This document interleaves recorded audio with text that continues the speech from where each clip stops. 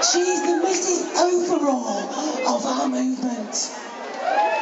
She didn't want me to mention this, because when we all know Tina, we know she's really humble, but we have found out her new court date.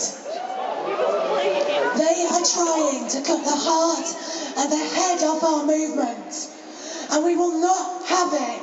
So I need to say to you that on the 9th of December at 11 AM at Preston Combined Court, will you be there for Tina? We are Tina too. We are Tina too. We are Tina too. We are Tina too. I'm just going to hand over to warm welcome. What would I do that before? Give this woman all the love you feel for her. We love you, Tina Rothery.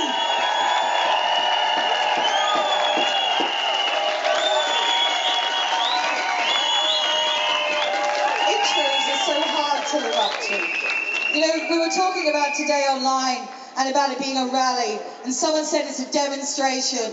And I said, you know what, it's not really today about a demonstration or about a protest, because inside me today, and all the build up to this, and everything I saw happen online when people were talking about it, felt more like a thing of thanksgiving for the friendships, for the solidarity, for more than anything, for what we each found inside ourselves through this fight. So, as odd as it sounds, perhaps there's a little thanksgiving for fracking, that it had one good side, and that was to make us all stand together against it.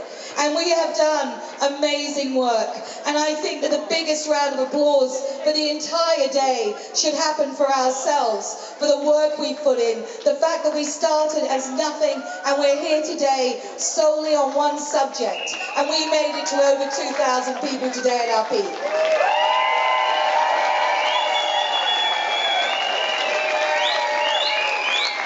Amongst you two who have all given so much of your time, your effort and your money, we also raised well over £500 just amongst us, those who can least be expected to keep on giving. But you did that as well today, so thank you. But it's more so what you do in your communities when you go home to them and you gather together and you have your meetings and you do film showings and you arrange to object to planning and you keep on top of that. And for the people who've been with us from the start and never abandoned us, the Green Party, Friends of the Earth who've supported us every step of the way, I have huge gratitude.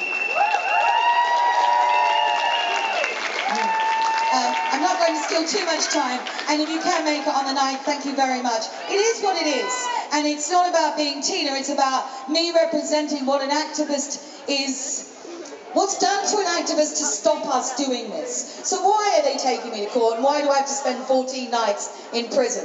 And this is simply because they think that if they do that to me, that it will scare you. They're very stupid. They are very stupid, because all it does, I think, because if any one of us had to go to prison, we would all stand with whoever that was, because we are a solid and united movement.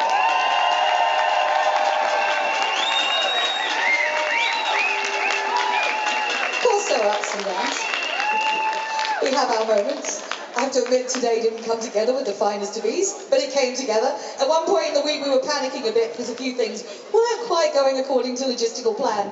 And I'm like, you know what? The movement's coming, so whatever else happens is the icing on the cake, because we've already got us. Anyway, I'm only here really to do 3 things. The first one is to introduce a video, and it's to Emma Thompson, who did some baking in a field with bananas once.